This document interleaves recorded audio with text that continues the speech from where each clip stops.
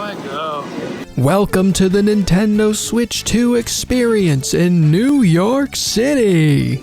I was lucky to clutch an invite to this event. I did miss the lottery, but as soon as that wait list went up, I stopped my job and immediately went on and signed right up and got the email the next day saying that a spot was free. So I got to go and it was really cool. So if you want to know what it was like, or if you want to hear more about the games that they announced, this is going to be a really fun video to go through. I'm going to tour the whole thing from start to finish. I went to the Switch 1 experience back in 2017, and it was a lot of fun then too. It was very different though. That event was mostly a big room with a bunch of stations of all the new games, and you could just play whatever you wanted for as long as your allotted time allowed. This Switch 2 one was a lot more organized. The event was split into 5 stages, and it was designed to bring you through all the games in a specific order. Stage 1 was just to look at the device.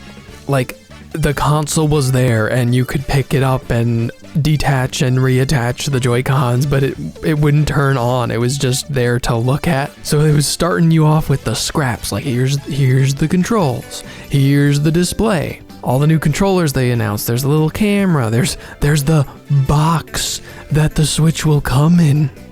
Wow. It was kind of a waiting room for you to wait in while the previous group gets out of the next stage. But I tried to use the time wisely. I brought my camera glasses so you could get a nice POV of the situation. Something I learned that I don't think they announced, if I'm not mistaken, but the Joy-Con 2 grip has GL and GR buttons on the back, like the Pro Controller. This was only advertised like it was a Pro Controller feature, but they're on the grip that comes with the system. That's a neat detail.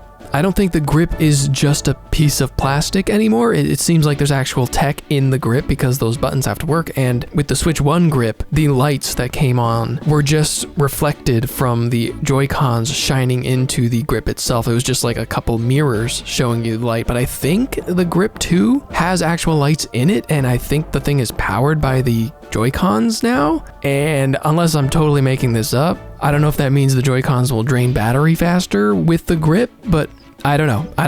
I'll have to look deeper at some point later, but it does come with those 2 buttons. That's a new thing. The actual Joy-Con 2s are noticeably bigger, which is great. A lot of people complained about them being way too tiny, especially when you're using just one to control a game. The new release buttons on the back are full triggers, and it feels so much nicer than touching around for that little dot button to release and then to slide them up. These ones just detach a lot more naturally, but I was kind of afraid of like, it seems like you could take these Joy-Cons out and just the console will fall. Do you know what I mean when I say that? Like, you can just grab them and rip them and then the console has nowhere to go. Whereas with the Switch 1, you had to slide them up, so it would kind of force you to set the Switch down on a flat surface so you can do that easily. But I can picture a kid just ripping these off. I worry about that. I do worry about that. Even there in that moment, it was kind of hard to set the Switch on the platform that was in front of me and then detach the controllers without it like falling. This guy was directly in front of my face watching me the whole time to make sure I wasn't doing anything bad, so I was kind of nervous. I like the matte finish on the Joy-Cons. There's like a slight shine to them. Very, very slight, but they are definitely different from the Joy-Con ones. The stand is obviously nicer, but if you have a Switch OLED, it's not like a crazy jump. It is a crazy jump from the original Switch 1 stand, which is pathetic. But if you have the OLED, you kind of know what you're getting here. There was one main thing I wanted to test for on the console itself, and that was the jiggle. You know how the Switch 1, when you have the controllers on it, there is a little wiggle room. Like you can kind of shift the Joy-Con up and down without it unlocking, but it still feels a little wrong. It still feels not quite right. I can confirm that there is no jiggle with this Switch 2.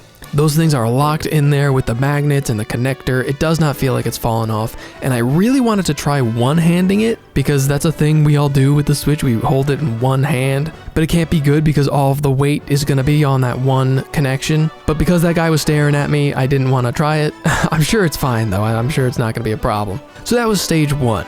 Stage 2 was Mario Kart. It's time to actually play the dang thing. We had to pair up with people. I don't know why they expected everybody to come as like a couple when it was impossible to get a single ticket anyway. But I was paired up with a random guy named Bill. He's cool. He kind of looked like Bill Trinan, but it wasn't him, unfortunately. This is when the cheering started, and one thing throughout this entire event was whenever you moved anywhere or kind of did anything, everybody working there cheered for you and screamed and clapped. This part kind of felt like a wedding because we were each let out in our pairs, one by one pairs. You know, it was like when a wedding party enters the dance floor for the first time and everybody like does a weird move and everybody claps. It was so funny. So me and Bill were locked in there, but we didn't come up with any funny moves. We were put into a race. Me and Bill got to race each other as well as the other computers. 24 karts at once. You got to choose your character, and the first thing I noticed was, yeah, there was a billion jillion characters. All those random Mario enemies are fully playable in this. And if they have a costume, that counts as a separate character. There's not like a costume selection screen. So, you know, it's clear this is made by the Mario Kart devs who made separate characters in Mario Kart 8 for like Tanuki Mario and Pink Gold Peach. Everybody always complains about them. It looks like they're doubling down on that philosophy of like, no, a costume means it's totally different. And I know the characters affect stats slightly in Mario Kart 8. I'm sure that's still a thing, and I'm sure the costumes affect the stats slightly as well. But I don't understand why there needs to be different slots for all of them. That's just weird. And they said more characters are going to be unlockable, so this is going to get out of hand. How many screens are we going to swipe through to get to the character we want? I don't know, but I went with King Boo in this funny monocle outfit. Mario Kart World also brings back choosing a full kart instead of building one out of the wheels, the body, and the glider. I'm personally a big fan of this because whenever Mario Kart switched to being about choosing 3 parts, it never felt like it mattered that much, unless you were a pro and you were like stingy about the stats and you knew how everything worked. I feel like most people who played did not care at all and were just like choosing the card that looked the best. I enjoy much more seeing the new designs and unlocking whole new karts rather than like unlocking new wheels that are slightly smaller than the other ones, you know what I mean? So they gave us a couple races at 100cc. It felt a little slow, but there's no way to tell if the game itself was slower than 8, like overall. Because like who plays on 100cc? I can't remember the last time I did. Also, assist mode was on. You could tell by the antenna in the back, it works the same way it does in 8. That meant that there was a steer assist and it was very difficult to fall off a cliff into lava or something. But if you ever played with assist mode, you know that it kind of doesn't feel right because it fights you sometimes. So I didn't feel entirely in my element, and it's been a while since I played Mario Kart anyway, but it does feel different. Even getting knocked around is a little different. In Mario Kart 8, if you touch something bad, you will jump around and spin out and go crazy no matter how fast you are. But in this one, you might actually be able to maintain your momentum. If you knock into a car on the side, you might almost tip over, but not quite, and it'll affect you a little bit, but you can keep going. You'll only really spin out if you like get into a big crash, like a huge collision. That's really cool. I kept going for the snack bags, which gave you various kinds of food, which the guy working the booth told me was officially called fast food. I ate some kebabs and it gave me a new costume. But like, so what? I didn't understand this in the trailer and I still don't. Like, okay, it gives you a costume. Is that all it does? Is it just aesthetic? I kept getting more food and they didn't seem to do anything after that. So I asked the guy and he said, they each do something different, but he doesn't know what they do. So, yeah, that's a weird mechanic I don't understand yet. Overall, Mario Kart World seems fun, but I do have a slight concern. The whole gimmick of tracks flowing into each other naturally is a fun concept, especially when you make a connected world around it all. But after playing a bunch of them, there's not a lot that stood out to me. The courses do literally flow into each other, and as far as I know, none of them have repeat laps. So that means you're just driving forward for like the entire Grand Prix. The textures and obstacles were different, but the level design kind of blurred together too. None of the courses really stuck out to me. And I realized I was missing the verticality of Mario Kart 8. The underwater sections, the cliff sides. There's no cliff sides. This is one giant island. Most of the tracks are in the middle of the island, not near the shore, so they can't have cliffs.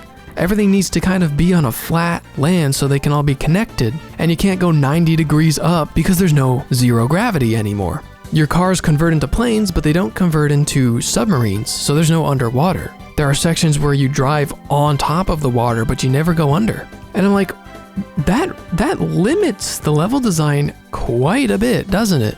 My earliest memory of Mario Kart 8, playing it on the Wii U for the first time, was thinking, oh my gosh, this feels like a roller coaster. The way that first Mario Circuit track has that one piece that starts flat, but then later into the laps, it starts going up, up, up, and it gets almost vertical, or the feeling of the actual vertical, completely 90-degree upward drive through a waterfall in Shy Guy Falls, or whatever that one was called. There's so many great moments like that that make Mario Kart 8 extra fun, and I'm realizing they're kind of all gone in this one.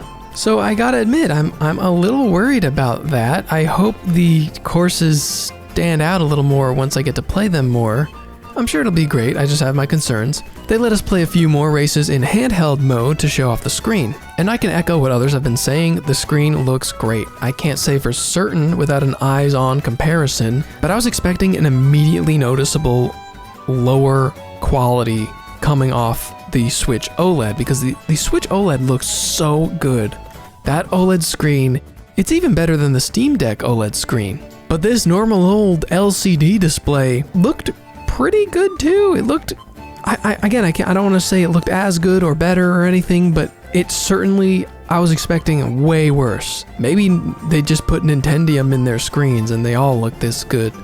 I seriously don't know what they're doing, but it looks great. Well, I don't know what else to say, it looks great. The size difference, the screen size difference, I only just thought of right now as I was talking through this video, and I'm just putting this in like, oh, I didn't actually notice. It didn't become immediately apparent that the screen was bigger. I know the OLED screen is a little bit bigger than the original Switch 1, so it was, if you've been playing Switch 1 mostly and you never upgraded, it's probably a lot noticeable. But from OLED to Switch 2, I did not feel, I didn't even think about it. I was like, oh, I forgot this screen's supposed to be bigger.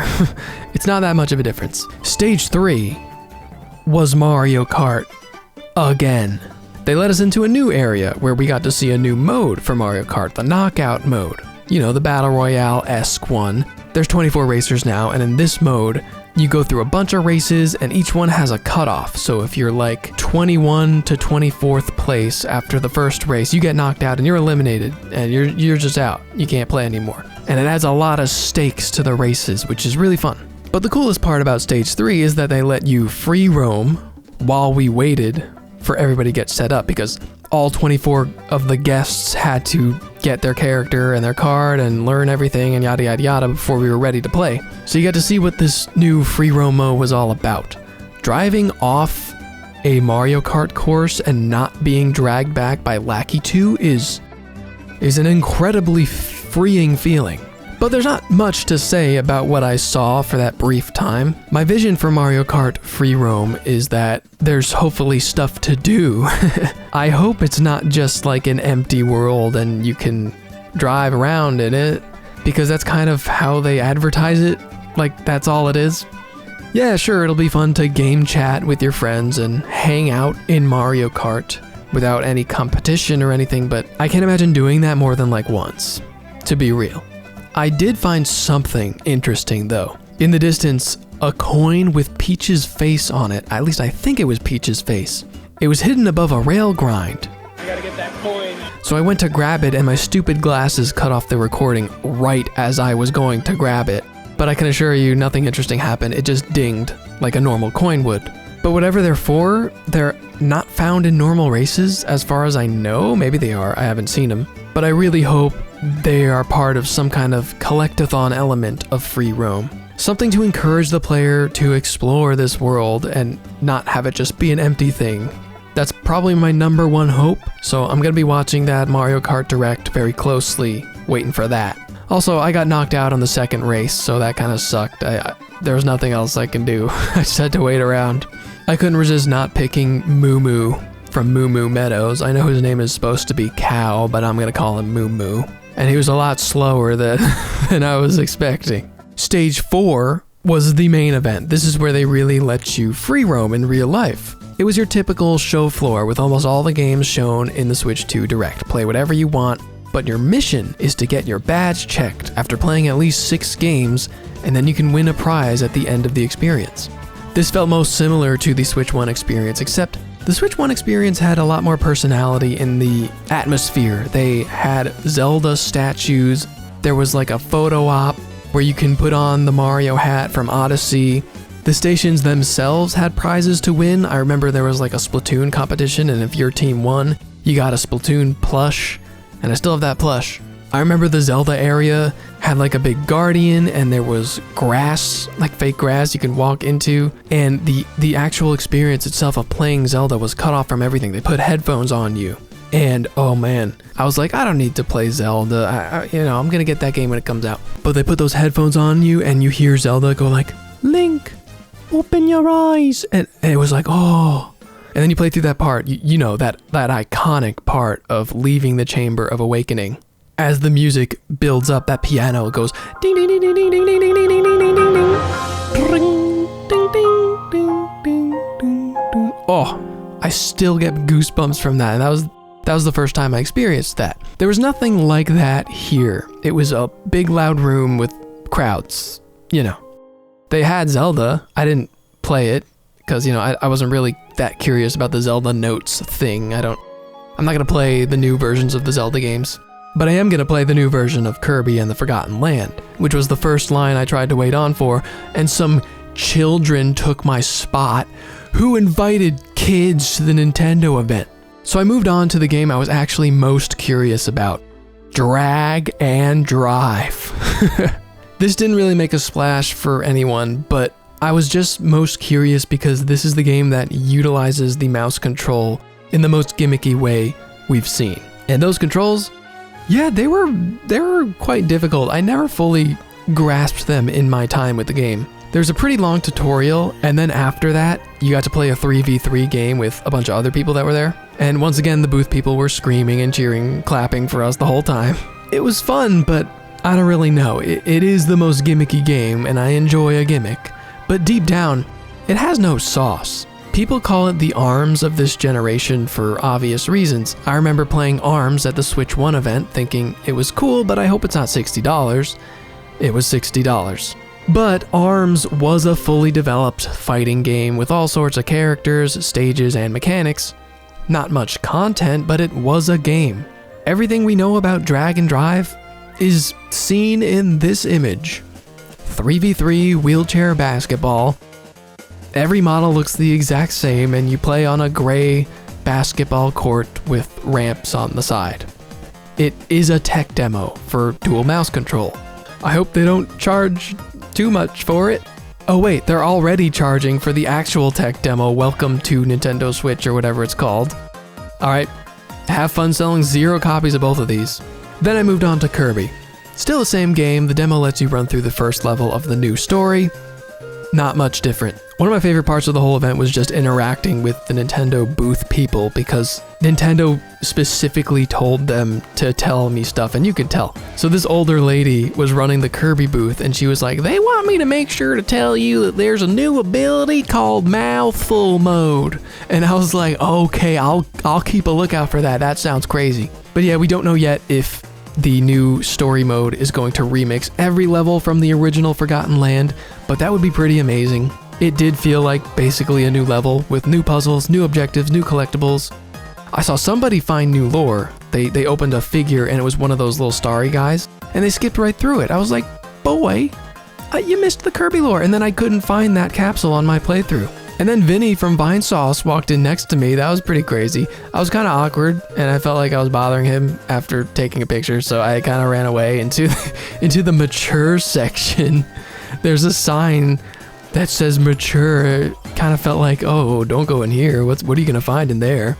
And this girl roped me into playing Cyberpunk 2077. She was like, okay, welcome to Cyberpunk. This is gonna be a 15-minute demo. And I was like, oh, great. I never played Cyberpunk 2077. There was a lot of mechanics, and I didn't really understand, so I just decided to run in and kill everyone with hammers. She said it was her favorite playthrough of the day. Oh, also, I used the new Pro controller. Almost forgot to mention it because it felt the exact same as the Switch 1 version, except there were 2 buttons on the back that weren't there before. Definitely don't need to buy a new one of these. They also had that new Yakuza remaster, but I had my fill of the mature section. I kind of felt bad that I wasted 15 minutes with Cyberpunk when there were a bunch of new games to play. My takeaway from Cyberpunk is that it looked good, but definitely still not hitting what you can get on the other consoles. There's also so much motion blur. God, I hope you can turn that off. It's a big improvement over Switch 1, but there's still no reason for you to get a game like this on Switch 2 if you have any of the other consoles. Unless I guess you really want it portable and you don't own a Steam Deck. So basically, Nintendo's in the same spot with third parties as they were last gen. I don't think this is going to change anytime soon, but hopefully the cloud-based games will stop. So after that, I was like, okay, I gotta find a new game. Where the heck is Metroid? And I went looking for it. They had stations all set up with mouse control ready. By now, unfortunately, my glasses ran out of batteries, so excuse my awkward camera angles that I tried to get with the phone. It felt surreal to play Metroid Prime 4 after like 8 years of waiting. It looked really good. It felt really great to play. The cool thing was all 3 control schemes were usable at the same time.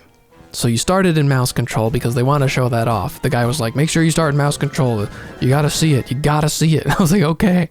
But at any moment, I could just lift the Joy-Con up and aim with motion controls, or just start using the buttons and use the joystick to aim. It was all workable at once. You don't have to pause or switch around. That was really neat. The other cool thing was that it was running in performance mode. That was very surprising. Usually all these companies, when they have different modes, they always show off the graphics mode because they care so much about the graphics, even though everybody always plays on performance when they get the game. But no, I got to see Prime 4 in 120 frames. It was really smooth. It was awesome. I don't know if I ever played a game in 120 frames a second. I don't know if I can. Like, I don't think my TV can do it even when this game comes out. This might be the only time I see it this way. But oh gosh, yeah, it would definitely be my choice to play it that way, if I could. My friend told me to ask if it would support the classic Prime style of gameplay, meaning single joystick control used in Prime 1 and 2 on the GameCube.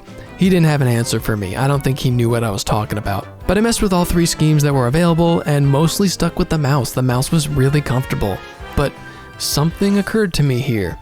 So many of these stations were set up with tables and a huge computer mouse pad. Who realistically has this in their living room, in their house? How is this gonna work without holding your arm at an uncomfortable angle somehow? The demo for Drag and Drive has a moment where it says, feel free to drag it on your pants, and I was like, excuse me? I can't really picture playing a whole game with mouse utilizing only the surface area of my right thigh. But that's just me.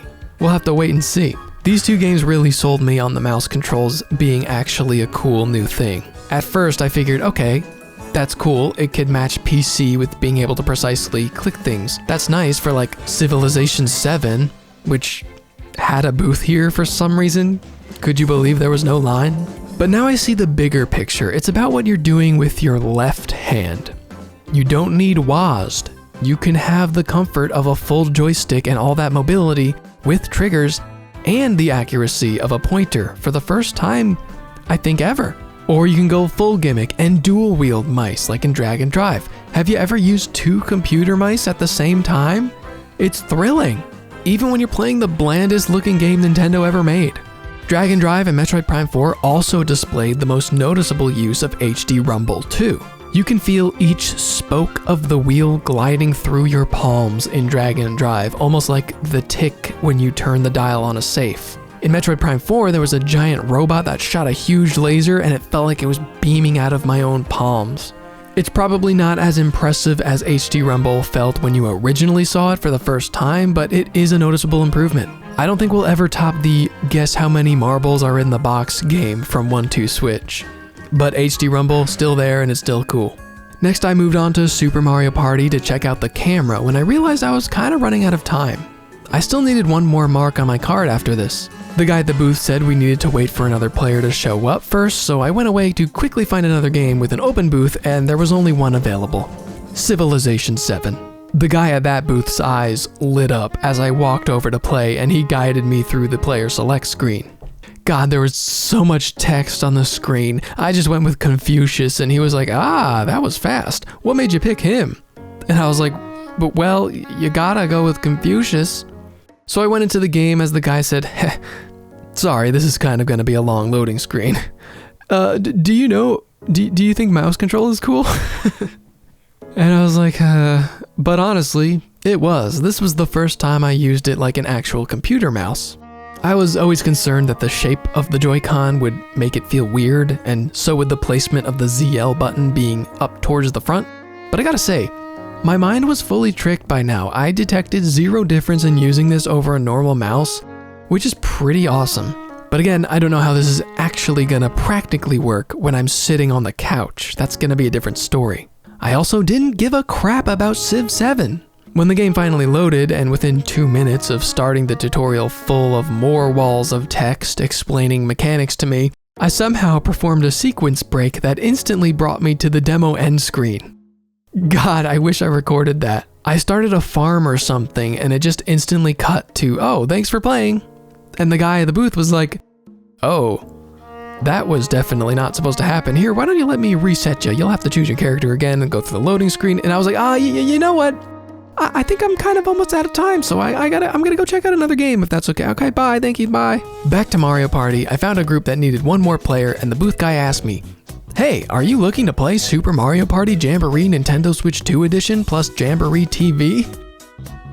And I could not stop myself from bursting out in laughter right there. Every one of these event staff were clearly contractually obligated to say the full, ridiculously long name of whatever game they were in charge of. Half the time before they were done saying the name, they'd have to look back at the banner to make sure they said it right. So did you enjoy your time with Kirby and the Forgotten Land Nintendo Switch 2 Edition plus Star Cross World? It's just like, just call it Kirby, man, it's okay.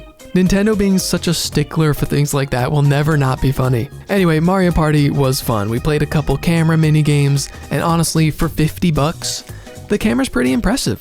When I was watching the direct, I thought, okay, I bet it's not gonna cut out your whole body that well, and there's gonna be like floating background bits all around you. But there wasn't. Not even in the pretty low light environment of that show floor. One camera was isolating 4 people's bodies and faces at the same time, and it was working pretty flawlessly, as long as you stayed in your zone. We played some simple games like Hit the Block and Balance the Goombas on your head and the Jump Around and Scream game, and it didn't occur to me until later when my friend texted me, but this is literally the Microsoft Kinect. Like, they even took away our controllers for some of the games because you didn't need them. You are the controller. And like most Kinect games, I don't know how much mileage you're gonna get at a Jamboree TV. This screams fun activity to play with the family for one night and probably never again. I wanted to check out the other non-camera minigames they added, but my time was up and I had to move on to the final stage. Stage 5.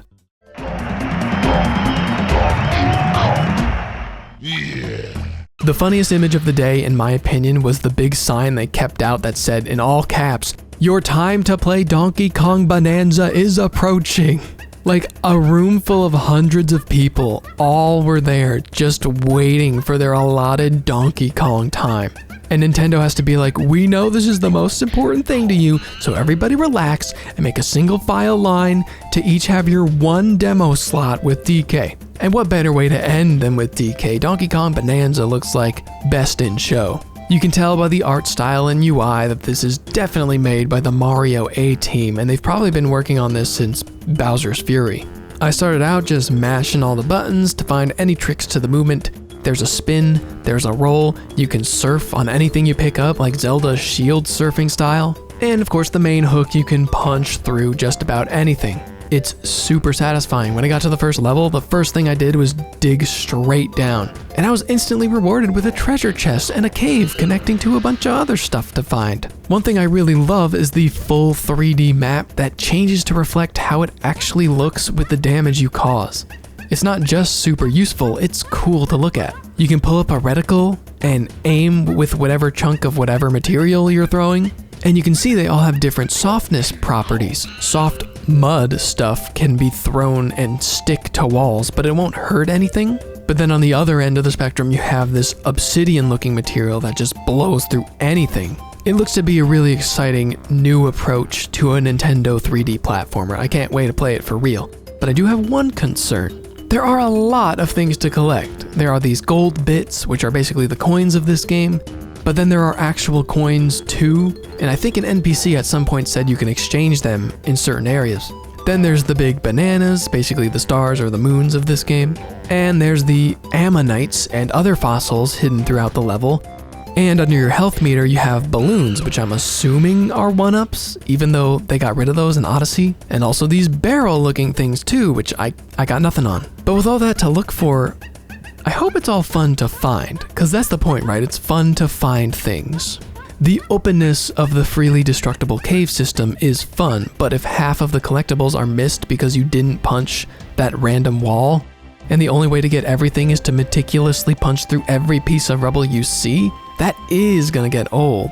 I know Mario Odyssey got a lot of criticisms for its moons being thrown at you for every little action you did, and few of them feeling as special as the stars or shines from 3D Mario's past. One potential solution to this I saw was that in that treasure chest I got for immediately digging straight down, it didn't contain a collectible, it was a map that led to a collectible, marking it on my 3D map so I knew exactly where to look. Maybe this is a way to make finding things more manageable. It's like a 2-for-1 deal.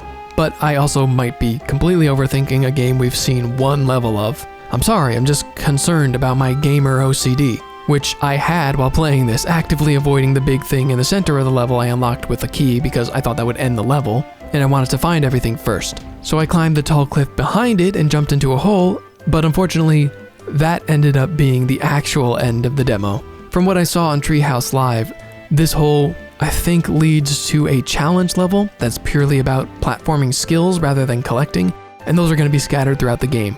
That's an addition I think I'm going to be a huge fan of. But that was Donkey Kong Bonanza, and the end of the Nintendo Switch 2 experience. They gave me this cool bag as a prize, and they didn't even check my badge to see if I checked off 6 games. I mean, are they really going to deny you the free bag because you missed one? I should have known.